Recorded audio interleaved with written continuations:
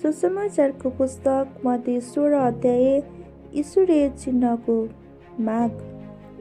फरिसीहरू र सदुकीहरू आएर उहाँलाई जाँच गर्न स्वर्गबाट एउटा चिन्ह देखाइदिने उहाँसँग माग राखे। तर उहाँले तिनीहरूलाई जवाफ दिनुभयो, साँझ परेपछि तिमीहरू भन्छौ भोलि दिन राम्रो हुने रहेछ, किनकि आकाश रातो छ। बिहान चाहिँ भन्छौ आकाश रातो र बादलले ढाकेको छ, आज आँधी आउने रहेछ। तिमीहरू आकाशको अवस्था हेरेर दिन कस्तो हुन्छ छुट्याउन जान्दछौ, तर समयका चिन्हको अर्थ खोल्न सक्दैनौ। दोस्रो र व्यभिचारी पुस्ताले चिन्ह खोज्दछ, तर योनाको चिन्ह बाहेक अरू चिन्ह त्यसलाई दिइने छैन।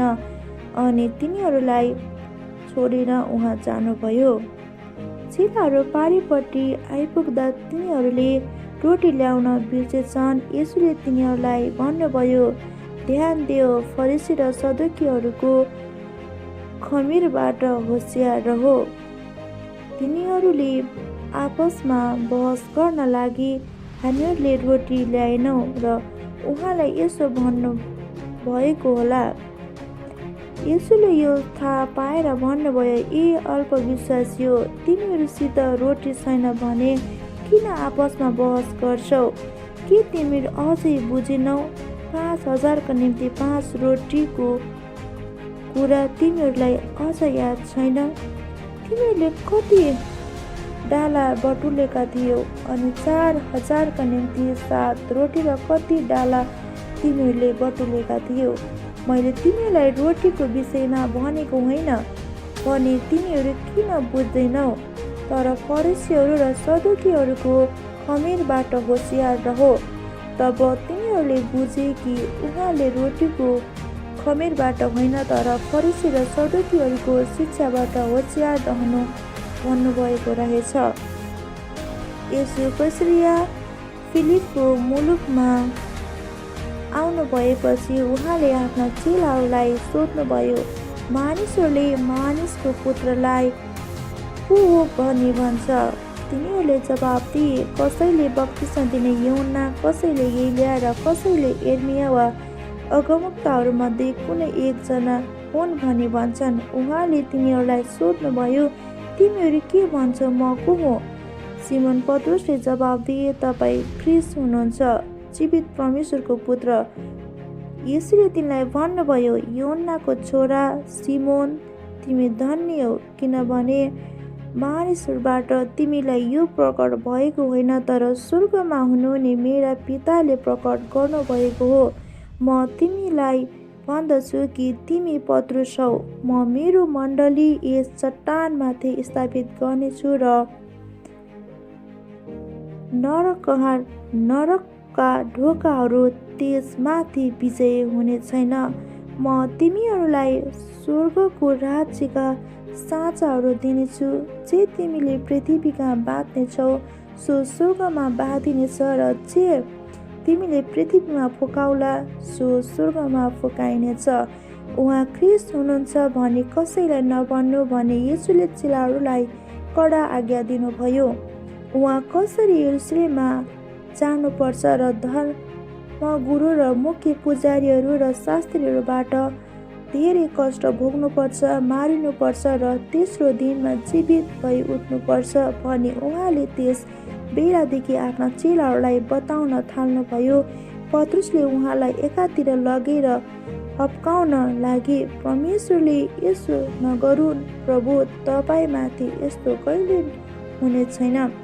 तर फर्केर उहाँले पत्रुसलाई भन्नुभयो, ए शैतान, मेरो सामुन्नेबाट हटिजा, त मेरो निम्ति बाधा होस्, किनभने त परमेश्वरका कुरामा होइन तर मानिसहरूका कुराहरूमा ध्यान दिन्छस्। तब येशूले आफ्ना चेलाहरूलाई भन्नुभयो, कोही मेरो पछि आउने इच्छा गर्छ भने उसले आफूलाई इन्कार गरोस् र आफ्नो क्रुस उठाएर मेरो पछि लागोस्। किनकि जसले आफ्नो प्राण बचाउन चाहन्छ त्यसले त्यो गुमाउनेछ, तर जसले आफ्नो प्राण मेरो निम्ति गुमाउँछ त्यसले त्यो पाउनेछ। सारा जगत प्राप्त गरेर पनि आफ्नो प्राण गुमायो भने मानिसलाई के लाभ हुन्छ? अथवा मानिसले आफ्नो प्राणको सट्टा के दिन सक्छ? किनकि मानिसको पुत्र आफ्ना पिताको महिमामा आफ्ना स्वर्गदूतहरूसँग आउनेछ र त्यस बेला उसले हरेक मानिसलाई त्यसको काम अनुसार प्रतिफल दिनेछ। साँच्चै म तिमीलाई भन्दछु, यसो खडा हुनेहरूमध्ये कतिले मानिसको पुत्रलाई आफ्नो राज्यमा आइरहेको नदेखेसम्म मृत्यु राख्ने छैनन्। समाचारको पुस्तक मत्ती 17 अध्याय। येशूको रूप परिवर्तन। यसको 6 दिनपछि येशूले पत्रुस, याकुब र तिनका भाइ योहन्नालाई आफूसँग एउटा उच्च पहाडमाथि अलग्गै लैजानुभयो। तिनीहरूका सामुन्ने उहाँको रूप परिवर्तन भयो। उहाँको चेहरा सूर्य झैं चम्क्यो र उहाँका वस्त्र प्रकाशझैं सेता भए। अनि मोसा र एलिया उहाँसँग बातचित गरिरहेका देखा परे। पत्रुसले येशूलाई भने, हे प्रभु, हामी यहाँ भएको असल छ। तपाईको इच्छा भए म यहाँ 3वटा वासस्थान बनाउनेछु, एउटा तपाईको निम्ति, एउटा मोसाको निम्ति र एउटा एलियाको निम्ति। तिनी बोल्दा बोल्दै चम्किलो बादलले तिनीहरूलाई ढाकिहाल्यो र त्यस बादलबाट एउटा आवाज आयो, यिनी मेरा प्रिय पुत्र हुन्, यिनीसँग म अति प्रसन्न छु, यिनको कुरा सुन। जब चेलाहरूले यो सुने तब तिनीहरू अति भयभीत भएर घोप्टो परे। तर येशूले आएर तिनीहरूलाई छोएर भन्नुभयो, उठ, नडराऊ। जब तिनीहरूले आफ्ना आँखा उचालेर येशू बाहेक तिनीहरूले अरू कसैलाई देखेनन्। जब उहाँहरू डाँडाबाट ओर्लदै हुनुहुन्थ्यो, येशूले तिनीहरूलाई आज्ञा गर्नुभयो, जबसम्म मानिसहरूको पुत्र मृतकबाट जीवित भई उठ्दैन तबसम्म तिनीहरूले यो दर्शनको कुरा कसैलाई नभन्नु। अनि चेलाहरूले उहाँलाई यसो भनेर सोधे, तब किन शास्त्रीहरूले पहिले एलिया आउनुपर्छ भनी भन्छन्? उहाँले तिनीहरूलाई भन्नुभयो, एलिया साँच्चै नै आउँछन् र तिनले सबै कुरा फेरि सच्याउनेछन्। तर म तिमीहरूलाई भन्दछु, एलिया अघि नै आएका छन्। अनि मानिसहरूले तिनलाई चिनेनन्, तर तिनीहरूले मनमानी गरे। त्यसरी नै मानिसको पुत्रले पनि तिनीहरूका हातबाट कष्ट भोग्नुपर्नेछ। तब उहाँले बप्तिस्मा दिने यूहन्नाको विषयमा तिनीहरूलाई भन्नुभएको हो भनी चेलाहरूले बुझे। तब उहाँहरू भिड भएको ठाउँमा आउनु भएपछि एकजना मानिसले उहाँको सामु आई घुँडा टेकेर भन्यो, प्रभु, मेरो छोरामाथि दया गर्नुहोस्, किनकि त्यसलाई छाती रोग लागेको छ र ठुलो कष्ट भोग्दैछ। त्यो कहिले आगोमा पर्छ, कहिले पानीमा पस्छ। मैले त्यसलाई तपाईँका चेलाहरू कहाँ ल्याएँ, तर तिनीहरूले त्यसलाई निको पार्न सकेनन्। तब येशूले भन्नुभयो, ए अल्पविश्वासी र भ्रष्ट पुस्ता, कहिलेसम्म म तिमीहरूका साथमा रहनेछु? कहिलेसम्म मैले तिनीहरूलाई सहनु? त्यसलाई यहाँ म कहाँ ल्याऊ।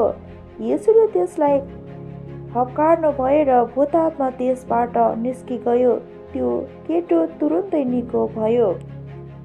तब चेलाहरूले येशूकहाँ गुप्तमा आएर भने, हामीले त्यसलाई किन निकाल्न सकेनौ? उहाँले तिनीहरूलाई भन्नुभयो, तिमीहरूका अल्पविश्वासको कारणले हो।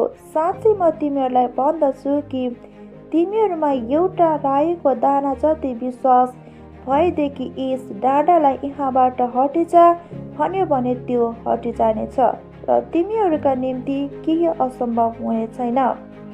तापनि यस किसिमको भूत चाहिँ प्रार्थना र उपवास बिना निक्लदैन। उहाँहरू गालीलमा भेला हुँदा येशूले तिनीहरूलाई भन्नुभयो, मानिसको पुत्र मानिसहरूका हातमा सुम्पिनेछ अनि तिनीहरूले उसलाई मार्नेछन्, तर तेस्रो दिनमा ऊ जीवित भई उठ्नेछ। अनि तिनीहरू अत्यन्त दुखित भए। जब उहाँहरू कफरनहुममा आउनुभयो, मन्दिरको कर उठाउनेहरूले पत्रुस कहाँ आएर भने, के तिमीहरूका गुरुले तिरो तिर्दैन? तिनले भने, हो, तिर्नुहुन्छ। पत्रुस घरमा पसेपछि येशूले तिनलाई पहिले भन्नुभयो, सिमोन, तिम्रो विचार के छ? पृथ्वीका राजाहरूले महसुल वा कर कोबाट उठाउँछन्? आफ्ना छोराहरूबाट कि अरूहरूबाट? पत्रुसले जवाफ दिए। येशूले तिनलाई भन्नुभयो, उसो भए छोराहरूले त छुट पाएका रहेछन्, तर तिनीहरू हामीबाट नछिड्युन् भन्ने हेतुले समुद्रमा गएर बल्छी हान र पहिले परेको माछा ल्याऊ। त्यसको मुख खोल्दा तिमीहरूले एउटा चाँदीको सिक्का पाउनेछौ। त्यो लगेर तिम्रो र मेरो निम्ति तिनीहरूलाई देऊ। समाचारको पुस्तक मत्ती 18 अध्याय। स्वर्गको राज्यमा सबैभन्दा महान। त्यही समय चेलाहरू यीशु कहाँ आएर सोधे, स्वर्गको राज्यमा सबैभन्दा महान को हो?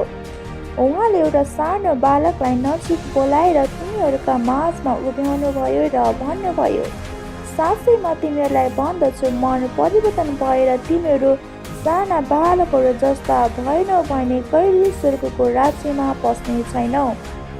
जसले यो सानो बालक जस्तै आफूलाई नम्र तुल्याउँछ, त्यही स्वर्गको राज्यमा सबैभन्दा महान हुनेछ।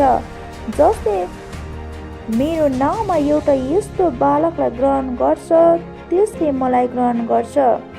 तर जसले ममाथि विश्वास गर्ने यी सानाहरूमध्ये एकजनालाई पाप गर्न लाउँछ, बरु त्यसको गलामा ठुलो जाँतोको ढुङ्गा बाँधेर त्यसलाई गहिरो समुद्रमा डुबाइदिनु असल हुन्छ। पाप गर्न लाउने परीक्षाहरूका निम्ति यस संसारलाई धिक्कार। पाप गर्न लाउने परीक्षा त आउँछ नै, तर धिक्कार त्यस मानिसलाई जसद्वारा पाप गर्न लाउने परीक्षा आउँछ। तिम्रो हात वा खुट्टाले तिमीलाई पाप गर्न लाउँछ भने त्यसलाई काटी मिल्काइदेऊ। दुवै हात वा दुवै खुट्टा साथ अनन्त आगोमा फालिनुभन्दा त बरु लुलो वा लङ्गडो भएर जीवनभित्र पस्नु तिम्रो निम्ति असल हुन्छ। तिम्रो आँखाले तिमीलाई पाप गर्न लाउँछ भने त्यसलाई निकालेर फालिदेऊ। दुवै आँखा साथ नरकको आगोमा फालिनुभन्दा त बरु कानो भएर जीवनभित्र पस्नु तिम्रो निम्ति असल हुन्छ। होसियार रह, तिमीहरूले यी सानाहरूमध्ये एकजनालाई पनि हेला नगर, किनभने म तिमीहरूलाई भन्दछु, स्वर्गमा तिमीहरूका दूतहरूले स्वर्गका मेरा पिताको दर्शन सदैव गरिरहन्छन्। किनभने मानिसको पुत्र हराएकालाई बचाउन आएको हो। तिमीहरू के विचार गर्छौ? कोही मानिसका 100 भेडामा एउटा भड्केर गयो भने उसले 79 वटालाई छोडेर पर्वत हुँदै गएर त्यस भड्केर जाने एउटालाई खोजी गर्न जाँदैन र? यदि उसले त्यसलाई भेटायो भने साँच्चै म तिमीहरूलाई भन्दछु, ती भड्केर नजाने 79 भन्दा त्यस एउटाको लागि ऊ बढी रमाउनेछ। यसरी नै स्वर्गमा हुनुहुने तिमीहरूका पिताको यो इच्छा छ कि यी सानाहरूमध्ये एकजना पनि नष्ट नहोस्। तिम्रो भाइले तिम्रो विरुद्धमा अपराध गर्यो भने गएर तिमीहरू दुई मात्र हुँदा त्यसको दोष देखाइदेऊ। त्यसले तिम्रो कुरा सुन्यो भने तिम्रो भाइ आफ्नो भयो, तर त्यसले सुनेन भने आफ्नो साथ अरू 1 वा 2 जनालाई लैजाऊ र 2 अथवा 3 साक्षीहरूद्वारा प्रत्येक कुरा पक्का होस्। यदि त्यसले तिमीहरूका कुरा पनि सुन्न इन्कार गर्यो भने मण्डलीलाई भन। त्यसले मण्डलीको कुरा पनि सुन्न इन्कार गर्यो भने त्यो मेरो लागि विधर्मी र कर उठाउने सरह होस्। साँच्चै म तिमीहरूलाई भन्दछु, तिमीहरूले पृथ्वीमा जे बाँध्छौ त्यो स्वर्गमा बाँधिनेछ, अनि तिमीले पृथ्वीमा जे फुकाउँछौ त्यो स्वर्गमा फुकाइनेछ। फेरि म तिमीहरूलाई भन्दछु, पृथ्वीमा तिमीहरूमध्ये 2 जना कुनै कुरामा सहमत भई केही माग्यौ भने त्यो स्वर्गका मेरा पिताद्वारा तिमीहरूका निम्ति हुनेछ। किनकि जहाँ 2 कि 3 जना मेरो नाउँमा भेला हुन्छन् त्यहाँ म तिनीहरूका माझमा हुनेछु। तब उहाँ कहाँ आएर पत्रुसले भने, प्रभु, मेरो भाइले कतिपल्ट मेरो विरुद्धमा अपराध गरे मैले त्यसलाई क्षमा गर्ने कि 7 पल्टसम्म? यसले तिनलाई भन्नुभयो, म तिमीलाई भन्दछु 7 पल्ट होइन तर 70 गुणा 7 पल्ट। यसै कारण स्वर्गको राज्य एउटा राजासँग तुलना गर्न सकिन्छ जसले आफ्ना नोकरहरूसँग हिसाब लिने इच्छा गरे। जब तिनले हिसाब लिन लागे 10,000 सुनका सिक्का ऋण लिने एकजना तिनी कहाँ ल्यायो। तर त्यस मानिसले तिर्न नसक्दा त्यसका मालिकले त्यसलाई र त्यसका पत्नी र छोराछोरी र त्यसका सबै थोक बेची ऋण चुकाउने हुकुम दिए। तब त्यस नोकरले घुँडा टेकी तिनका पाउमा परेर भन्न लाग्यो, मालिक, ममाथि धैर्य गर्नुहोस्, म तपाईँको सबै ऋण चुकाउनेछु। तर त्यस नोकरका मालिकले टिठाएर त्यसलाई छोडिदिए र त्यसको ऋण माफी गरिदिए। तर त्यस नोकरले निस्केर जाँदा आफ्नो सँगै नोकरहरू मध्ये एकजनालाई भेट्यो जो त्यसको 100 चाँदीका सिक्काको ऋणी थियो। उसलाई घोक्रोमा पक्रेर त्यसले भन्यो, तेरो ऋण तिरिहाल। तर त्यसको सँगै नोकरले घोप्टो परेर त्यसलाई बिन्ती गर्यो, ममाथि धैर्य गर, म तिमीलाई सबै तिरिदिनेछु। तर त्यो मानेन र गएर ऋण नतिरुन्जेलसम्म उसलाई झ्यालखानामा हालिदियो। त्यसका सँगै नोकरहरूले यी सब देखेर तिनीहरू अति दुखित भए। तिनीहरूले गएर ती सब घटना आफ्ना मालिकलाई बताइदिए। तब मालिकले त्यस नोकरलाई आफू कहाँ बोलाएर भने, ए दुष्ट नोकर, तैँले मसँग बिन्ती गरिस् र मैले तँलाई तेरो ऋण माफी गरिदिए। मैले तँमाथि दया गरे झै तैँले पनि तेरो सँगै नोकरमाथि दया गर्नुपर्ने थिएन। तब त्यसका मालिकले क्रोध भएर त्यसलाई सबै ऋण नतिरुन्जेलसम्म दण्ड दिनेहरूका हातमा सुम्पिदिए। तिमीहरूले आफ्नो भाइलाई आफ्नो हृदयदेखि क्षमा गरेनौ भने स्वर्गमा हुने मेरा पिताले पनि तिमीहरूसँग त्यसै गर्नुहुनेछ। सुसमाचारको पुस्तक मत्ती 19 अध्याय विवाह विच्छेदन। यी कुरा बोल्नु भएपछि येशू गालीलबाट यर्दन पारी यहुदाको इलाकातिर जानुभयो। ठुला भिडहरू उहाँको पछि लागेर उहाँले त्यहाँ मानिसहरूलाई निको पार्नुभयो। फरिसीहरू उहाँ कहाँ आएर उहाँलाई जाँच गर्न भनी उहाँलाई सोधे, के कसैले कुनै कारण पत्नीसँग विवाह विच्छेदन गर्न उचित छ? तर उहाँले भन्नुभयो, के तिमीहरूले पढेका छैनौ कि सृष्टिकर्ताले तिनीहरूलाई सुरुमा नै नर र नारी बनाउनु भयो र भन्नुभयो, यसै कारण मानिसले आफ्ना बुबा र आमालाई छोडेर आफ्नी पत्नीसँग मिलिरहन्छ र ती 2 जना एउटै शरीर हुनेछन्। ती अब 2 होइनन् तर एउटै शरीर हुन्छन्। यसै कारण परमेश्वरले जसलाई एकसाथ जोड्नु भएको छ त्यसलाई कुनै मानिसले नछुट्याओस्। तिनीहरूले उहाँलाई भने, मूसाले किन विवाह विच्छेदनको त्यागपत्र दिएर पत्नीलाई त्याग्ने आज्ञा दिए? उहाँले तिनीहरूलाई भन्नुभयो, तिमीहरूका हृदयको कठोरताले गर्दा नै मूसाले पत्नीलाई त्याग गर्ने अनुमति तिमीहरूलाई दिएका हुन्। तर सुरुदेखि यस्तो थिएन। म तिमीहरूलाई भन्दछु, जसले व्यभिचारको कारण बाहेक आफ्नी पत्नीलाई त्यागेर अर्कोसँग विवाह गर्छ त्यसले व्यभिचार गर्छ, अनि जसले त्यागीकीलाई विवाह गर्छ त्यसले पनि व्यभिचार गर्छ। चेलाहरूले उहाँलाई भने, पति पत्नीको यस्तो सम्बन्ध हो भने त विवाह नगर्नु नै असल हुनेछ। येशूले तिनीहरूलाई जवाफ दिनुभयो, सबै मानिसले यो वचन ग्रहण गर्न सक्दैनन् केवल तिनीहरूले मात्र सक्छन् जसलाई यो दिएको छ, किनकि कोही जन्मदैन नपुंसक हुन्छन्, कति चाहिँ मानिसले बनाएका नपुंसक हुन्छन्, कति चाहिँ आफैलाई स्वर्ग राज्यको निम्ति नपुंसक बनाउँछन्। जसले यो ग्रहण गर्न सक्छ त्यसले त्यो ग्रहण गरोस्। यसुले बालकहरूमाथि हात राखी प्रार्थना गरिदेऊन् भनी मानिसहरूले तिनीहरूलाई उहाँ कहाँ ल्याए अनि चेलाहरूले ती मानिसहरूलाई हप्काए। तर यसुले भन्नुभयो, बालकहरूलाई म कहाँ आउन देऊ, तिनीहरूलाई नरोक, किनभने स्वर्गको राज्य यस्तैहरूको हो। अनि बालकहरूमाथि हात राख्नु भएपछि उहाँ त्यहाँबाट जानुभयो। उहाँ कहाँ आएर एकजनाले भने, हे गुरु, मैले अनन्त जीवन प्राप्त गर्नलाई के असल काम गर्नुपर्छ? उहाँले तिनलाई भन्नुभयो, असल के होस् त्यस विषयमा तिमी मलाई किन सोध्छौ? असल त एउटै मात्र हुनुहुन्छ, तर तिमी जीवनमा प्रवेश गर्ने इच्छा गर्छौ भने आज्ञाहरू पालना गर। तिनले उहाँलाई भने, कुन चाहिँ? यसुले भन्नुभयो, तैँले हत्या नगर्नु, तैँले व्यभिचार नगर्नु, तैँले चोरी नगर्नु, तैँले झुटो गवाही नदिनु, आफ्ना आमा बुवाको आदर गर्नु र आफ्नो छिमेकीलाई आफूलाई चाहिँ प्रेम गर्नु।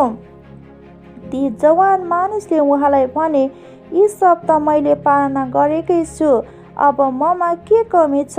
यसुले तिनलाई भन्नुभयो, तिमी सिद्ध हुन चाहन्छौ भने गएर तिमीसित भएका सबै बेचेर दरिद्रहरूलाई देऊ र तिमीहरूले स्वर्गमा धन प्राप्त गर्नेछौ, अनि आएर म पछि लाग। जब ती जवान मानिसले यो कुरा सुने तिनी दुखित भएर गइहाले, किनकि तिनको धेरै धन सम्पत्ति थियो। अनि यसुले आफ्ना चेलाहरूलाई भन्नुभयो, साँच्चै म तिमीहरूलाई भन्दछु, स्वर्गको राज्यमा धनी मानिसलाई प्रवेश गर्न गाह्रो पर्नेछ। फेरि म तिमीहरूलाई भन्दछु, धनी मानिसलाई परमेश्वरको राज्यभित्र पस्नुभन्दा बरु उटलाई सिंहको नाथ्रीबाट छिर्नु सजिलो हुनेछ। यो सुनेर चेलाहरू अति आश्चर्य माने सोधे, तब कसले उद्धार पाउन सक्छ? यसुले तिनीहरूमाथि दृष्टि लाएर भन्नुभयो, मानिसहरूका लागि यो असम्भव छ, तर परमेश्वरको लागि सबै कुरा सम्भव छ। तब पत्रुसले उहाँलाई भने, हेर्नुहोस्, हामीले त सबै थोक छोडेर तपाईँको पछि लागेका छौँ, हामीले चाहिँ के पाउँछौँ? यसुले तिनीहरूलाई भन्नुभयो, साँच्चै म तिमीहरूलाई भन्दछु, तिमीहरू जो मेरो पछि लागेका छौ, नयाँ सृष्टिमा जब तिमीहरूले पुत्र आफ्नो महिमाको सिंहासनमा बस्नेछ, तब तिमीहरू पनि 12 सिंहासनमा बस्नेछौ र इजरायलका 12 कुलमाथि इन्साफ गर्नेछौ। हरेक जसले मेरो नाउँको खातिर घर, दाजुभाइ वा दिदीबहिनी अथवा बुवा वा आमा वा छोरा छोरी वा जग्गा जमिन छोडेको छ, त्यसले 100 गुणा पाउनेछ र अनन्त जीवनको अधिकार पाउनेछ। तर धेरै जो पहिला छन् पनि पछि हुनेछन् र पछि हुनेहरू चाहिँ पहिला हुनेछन्।